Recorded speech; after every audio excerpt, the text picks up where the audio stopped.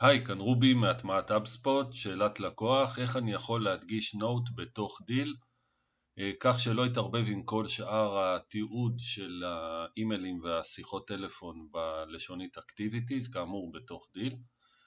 אז אפשר לעשות את זה, נכנסים לדיל המתאים, ללשונית Activities, לנוט המתאים, עומדים על הנוט המתאים, לוחצים על Actions ופין.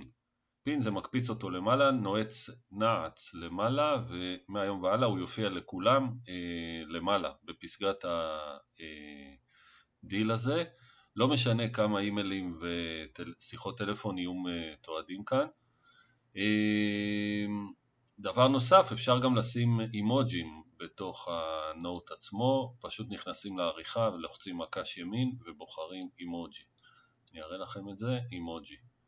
ומכאן אפשר להוסיף את כל האימוג'ים האפשריים ולהכניס קצת צבע והדגשות בתוך הנוט. זהו, עד כאן. ביי ביי.